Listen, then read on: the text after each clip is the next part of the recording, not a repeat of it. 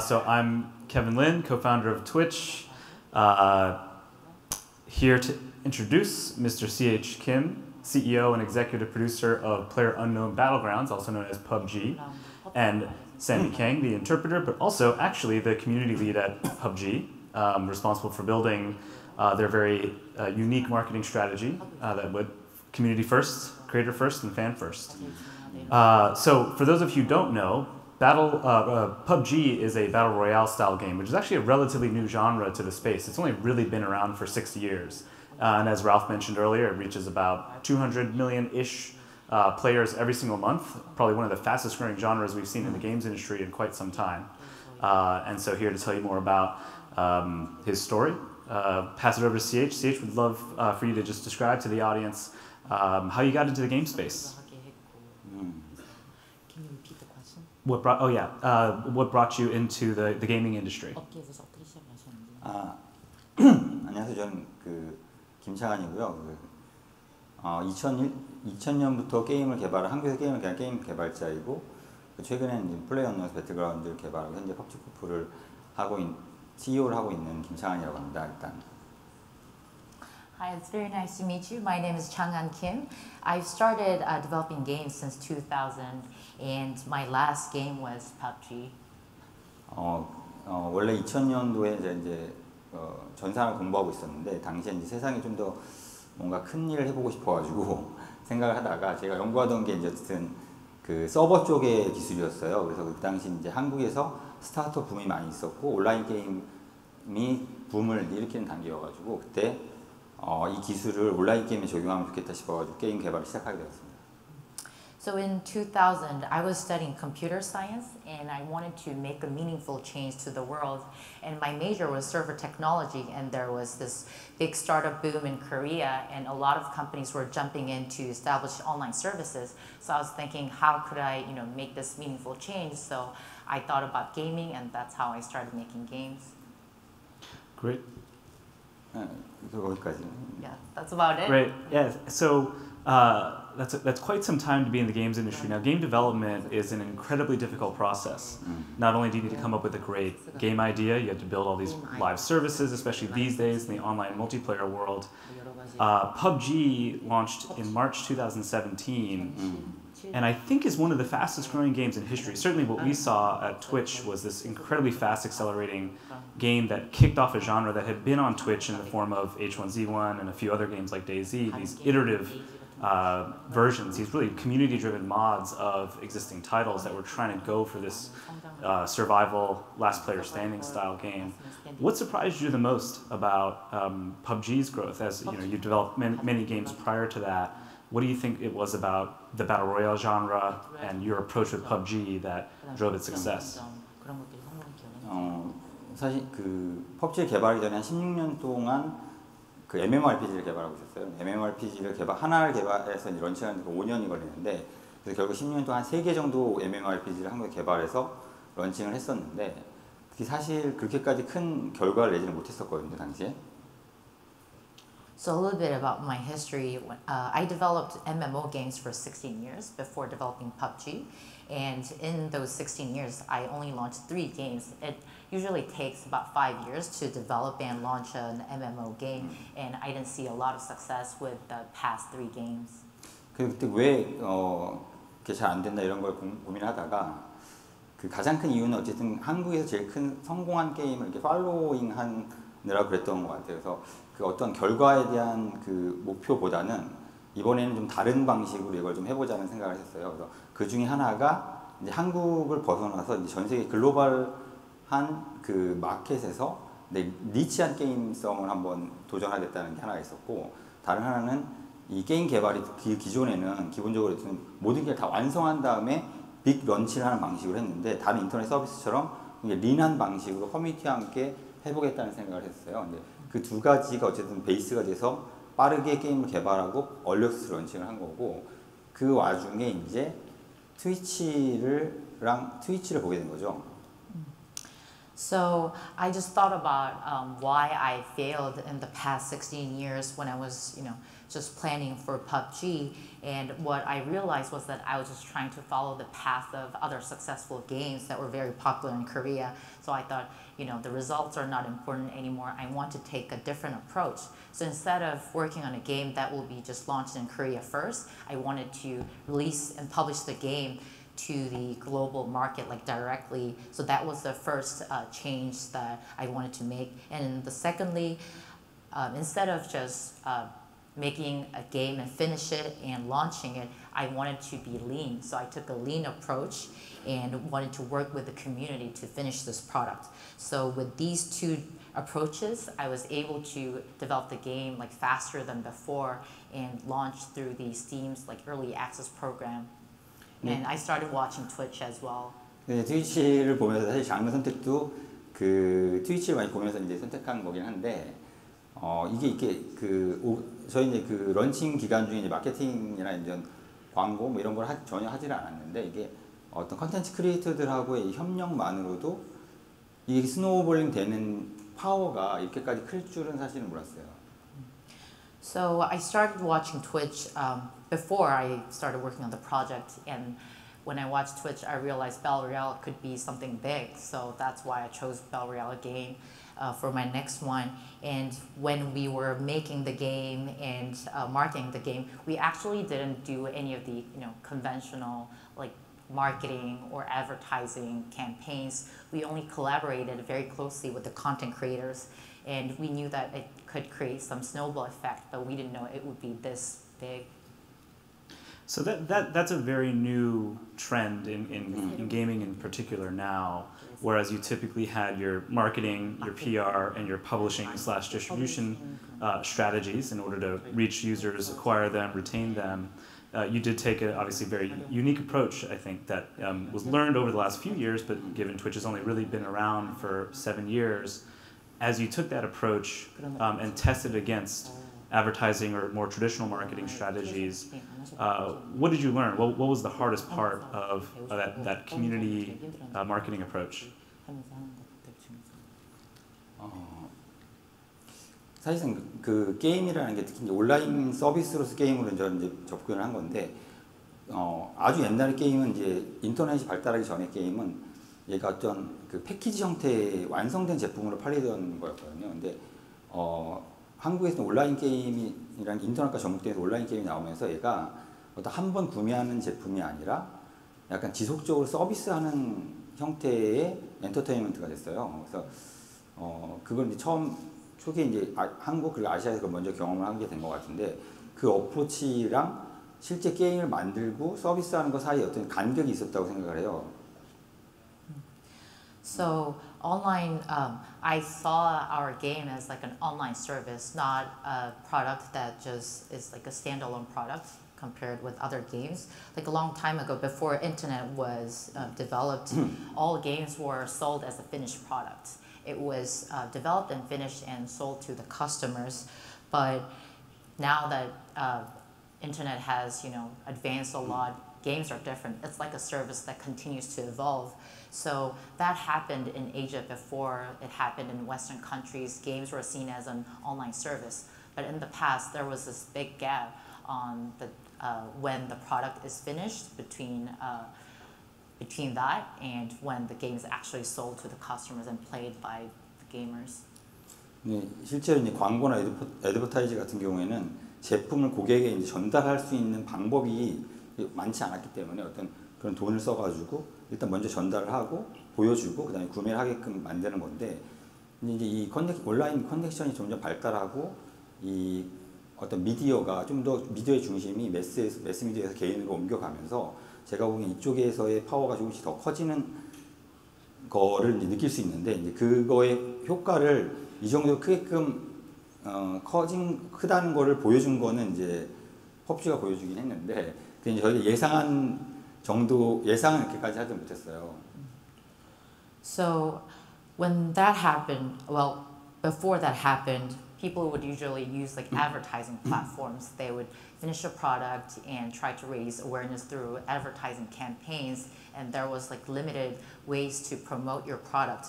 But with different changes you just mentioned with live streaming platforms and other media, now the power of media has shifted from mass media to personal media, and the influence that personal media holders have is much bigger than before. And I was able to feel that during the process, and I think PUBG has proved that the snowball effect you can create by collaborating content creators is much bigger than you can actually anticipate. Well, I didn't actually expect it to be that effective myself, but I knew that it would work for us. 뭐 케빈이 말씀하셨지만 그 트위치를 계속 꽤 오랫동안 제가 보다 보니까 일부 게임들이 예를 들면 뭐 그다음에 배틀로얄 장르라든지 어쨌든 샌드박스 서바이벌 게임 이런 것들이 그 플레이어보다 뷰어가 훨씬 더 많다라는 사실을 제가 발견했었던 거거든요. So what I realized when I was watching Twitch a lot, you mentioned that a lot of sandbox survival games, battle royale games were doing well on Twitch, and I realized there are these few games that have more viewers than players. 그래서 이제 그걸 이제 하기로 한 건데 솔직히 얘기하면 그 당시에는 어떻게 보면 반대로 우리는 매스미디어 마케팅을 할 돈이 없었어요. 그래서 이제 우리는 오히려 반대로 그 방법을 선택할 수밖에 없었던 거죠. So the funny thing is, after watching Twitch, I decided to go with Battle Royale, and to be honest, we didn't have the budget to do a lot of mass media marketing, so we were kind of forced to take that path and work with content creators instead of taking the conventional path. You heard it here, folks. Community marketing works. But to talk us through that a little bit, I think since it's such a new discipline, and it's not that social media and sort of user-generated content creation platforms haven't existed, as you watched and started working on the game and reaching out to the community, what were the most difficult parts of that to ensure that you could scale a marketing program like that? 그 당시 저희 이제 할 때는 이제 그 방법이 이제 그러니까 이론적으로는 뭐 예를 들면 말씀드린 소셜 미디어, 그러니까 트위치가 아니더라도 뭐 우리가 아는 소셜 미디어, 페이스북이나 트위터 같은 소셜 미디어 파워가 정말 커지고 그걸 통해서 오가닉하게 마케팅하는 게 되게 중요하다, 고객과 직접 만나는 게 중요하다 이런 얘기들은 많이 하지만 실제 그걸 실행한다는 거는 과거의 컨벤션이랑 굉장히 다르기 때문에 그거에 대한 주변의 믿음이 없었어요. 그게 제일 어려운 점이었고. So the toughest part was that, people were just talking about social media, the power of social media, how you should directly connect with your customers, how you should interact with your customers on Facebook and Twitter. There were a lot of talks about it, but no one really had know-how and insights because no one had really executed that before for games. So the toughest part was that to have people believe that this approach would work. It was difficult to gain people's trust that this is the path we will take and will be successful. 트위치나 어떤 유튜버들과 그 컨텐츠 크리에이터들하고 일하는 거에 대해서도 이제 뭐 텍스트들을 찾아보면 사실 그걸 인플루언서 마케팅이라고 부르고 있고 뭔가 어쨌든 여전히 돈을 써가지고 그들과 협력하는 게 마케팅 효율이 좋은 것처럼 좀 많이 나와 있거든요. So if you look at different articles on the internet that talk about influencer marketing, they talk about working with YouTubers, Twitch streamers, but they see it as influencer marketing, not working with the content creators. So the conclusion is, the marketing ROI of this kind of campaign to work with influencers is very high. So it's very effective and you should do it. That's how it goes. 근데 이제 우리는 약간 우리가 이제 그걸 이제 이론적으로 이상적으로 제대로 해보자는 생각이 있어가지고 우리가 했던 어프로치는 돈을 안 쓰고 인플루언서에게 돈을 전혀 쓰지 않고 탑 인플루언서들한테 하고 하는 게 아니라 굉장히 중소형 인플루언서들과 함께 크는 전략을 하기로 했어요. 근데 그게 어려운 점이 돈을 안 쓰는데 엄청나게 많은 그 시간과 에너지를 직접 다이렉트로 이제 그러니까 사람과 사람 사이에 해야 됐었거든요. So theoretically, we thought we could take this ideal approach of actually working with them, and we didn't pay any of the influencers when we were working with them in the very beginning. Instead of paying the top tier influencers that are most, ROI efficient, we worked with small and mid-sized content creators and maintained a very close relationship with them. So instead of putting in a lot of budget, we had to invest a lot of time and effort so we could actually establish relationships with those content creators. Yeah, indeed. This is going to sound like a Twitch plug, but it's not. We have about 3 million people that stream every single month on Twitch, which means it's very difficult to get discovered as a streamer. And in fact, some of our best relationships with game companies really involve working together to identify up-and-coming streamers in particular games, and that's not always just working with the top streamers, but on a game-by-game basis, identifying who's going to represent the brand well, and help work together with the game companies to help promote them. Battle Royale, again, just going back to zooming out one layer, as a genre has only really existed for about 6 years. What about it? Why do you think it's working so well? Both from a player base, but also from a viewership base. And what informed your approach to PUBG and its constant evolution? 그러니까 제 생각에는 이제 그 당시에는 트위치 스트리밍 하는 걸 보면서 이제 느낀 건데 원래 이제 한국에 저희는 RPG를 많이 만들었었거든요. 근데 RPG는 그 스트리밍 하기에 좀 적합하지가 않더라고요. 대체로 많지가 않더라고요. 이유가 단지 이게 게임 방송이 게임 자체를 보는 게 아니라 어떤 컨텐츠 크리에이터들이 그 게임 방송을 매개로 해서 자기만의 컨텐츠를 만드는 거고 그 자기만의 특색이 있어서 그 자기만의 이제 팬들을 이제 구축해 가는 거더라고요. 근데 그러다 보니까 이제 샌드박스 형태의 서바이벌 게임들이 어느 정도 그게 되는 이유는 그 안에서 샌드박스는 굉장히 랜덤하고 다양한 상황이 나오니까 그걸 가지고 콘텐츠 크리에이터들이 자기만의 어떤 이야기 그리고 그 방송 콘텐츠를 만들기에 적합하지 않았었나 이런 생각이 들어요.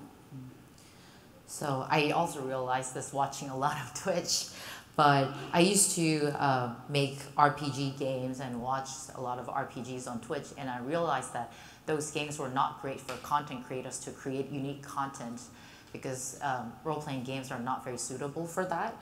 And what content creators are doing is that they want to create a compelling content for their community and they want to build fans. They actually have their own fan base because by creating their own story or exciting content for their community, they grow viewers. And what I saw was that sandbox survival games were very suitable for that because there are a lot of random situations and it helps content creators tell their own story using those situations. So sandbox survival games were like the best genre for the content creators to do that. 근데 이제 배틀 로얄은 제가 보는 관점에서는 온라인 게임을 많이 했었기 때문에 개발했었기 때문에 그런 서바이벌 장르를 이렇게 컴팩트하게 짧은 시간으로 압축한 장르라고 생각을 했어요. 그러니까 굉장히 길고 지루할 수 있는 서바이벌을 굉장히 짧은 시간에 압축을 하니까 그 와중에서 여전히 더 그 컴피티션도 많이 발생하고 똑같이 그 랜덤한 시츄에이션이 많이 발생하기 때문에 그걸 통해서 어쨌든 컨텐츠 크리에이터들이 자기만의 컨텐츠를 만들기가 좋아지고 그러면서 이제 팬들이 늘어나니까 이 팬들은 다시 이 게임을 한번 해보고 싶어지고 이런 어떤 그 순환이 그런 어떤 이 나선형 그 성장이 만들어지지 않았나 이렇게 생각을 해봅니다. So from my perspective, I have experience in making online games, and what I saw in Battle Royale was that it was like a sandbox survival game in a very short amount of time.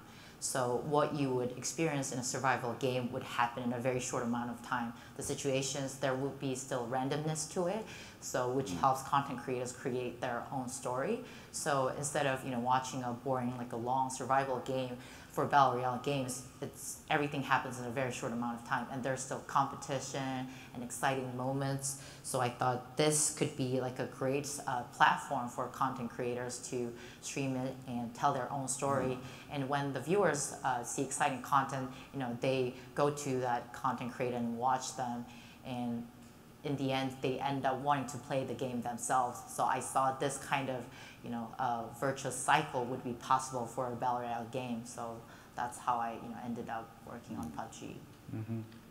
Let's shift gears a little bit, still content related, but esports. So this year we saw the advent of a lot of different new models in esports as the industry continues to test and innovate what might support the different types of games and game genres out there. Overwatch and League of Legends shifted into a franchise model. You chose to take a very different approach. There's obviously a lot of third-party tournaments that are run and leagues that are run, but you also manage your own. Could you talk us through sort of your philosophy going into that and what you were hoping to accomplish with PUBG's esports plans? 제가 e스포츠가 아직 잘 모르는데 솔직하게 e스포츠 잘 모르는데 I'll be honest, I don't know that much about esports, but I'll share my opinion with you.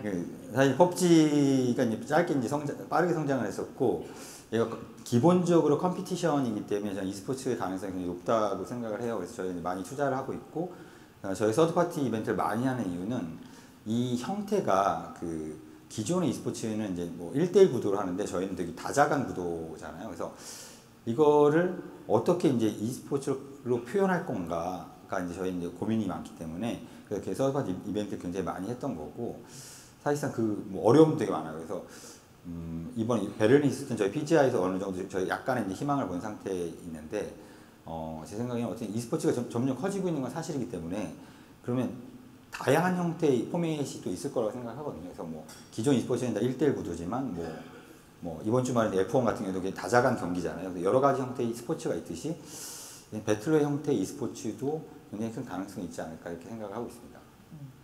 So PUBG is definitely a competitive game, and I see there's a potential for growth for PUBG as an esport. So that's why we as a company have been making a lot of investments, but it's kind of difficult to make it, grow it into an esports in a very short amount of time, because we've seen tremendous growth as a game in a very short period of time, and we have a different format. Unlike other games that are big as an esports, it's not 1v1, it's 100 players in a single session. So that's very difficult to deliver like a sports-like experience using PUBG.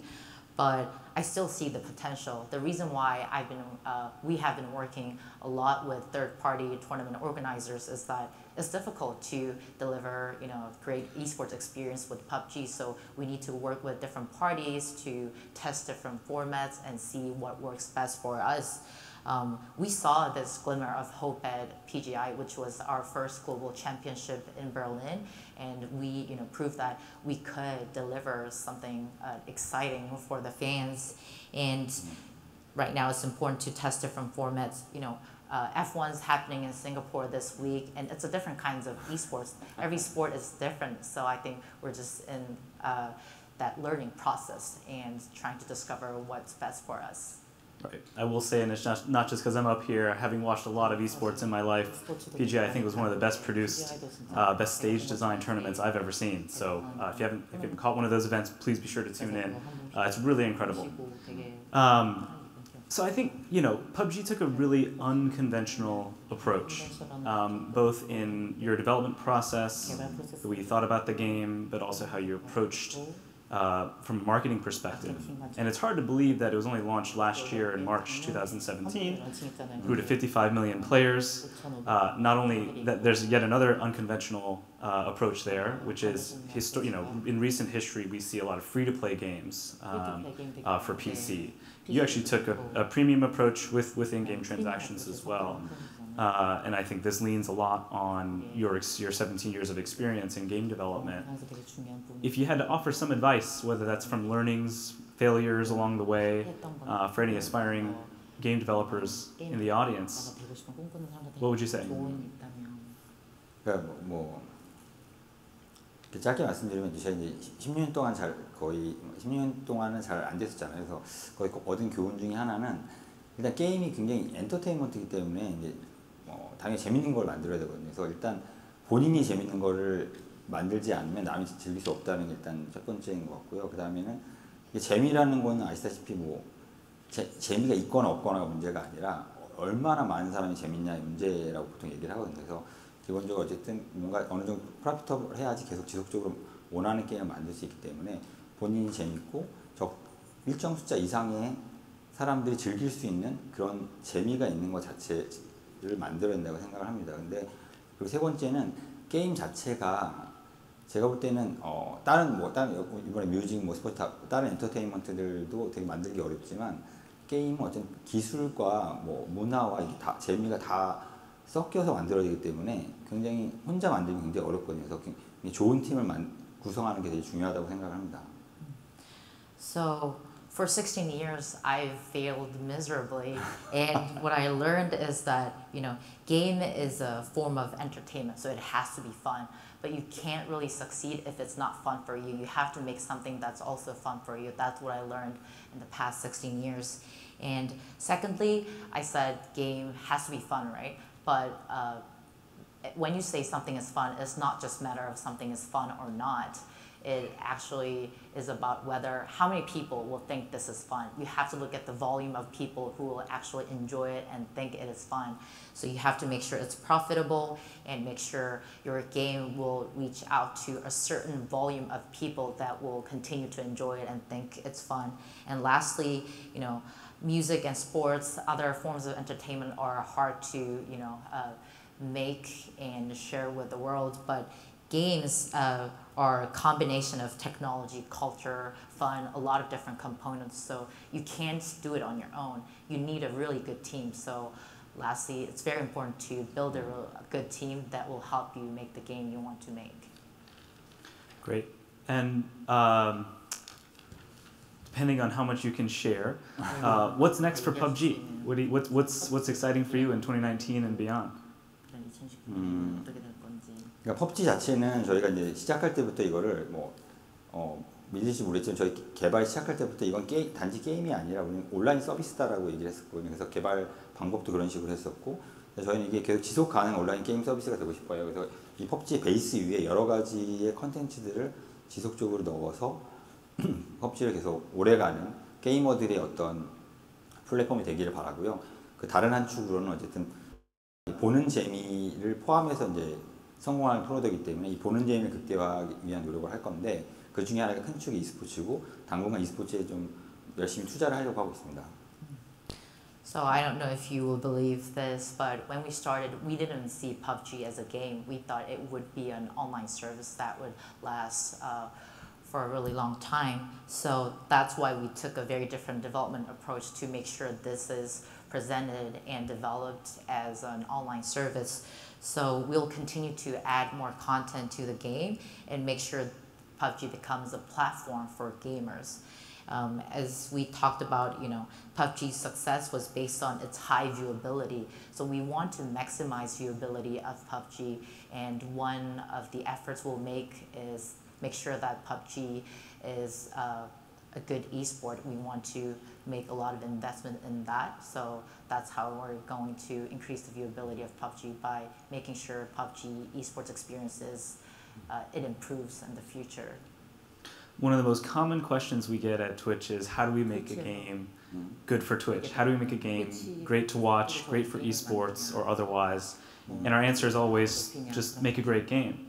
And in the 9 years or so that we've been in this industry, we've seen multiplayer online battle arenas, MOBAs, like League of Legends and Dota 2 take off as a genre.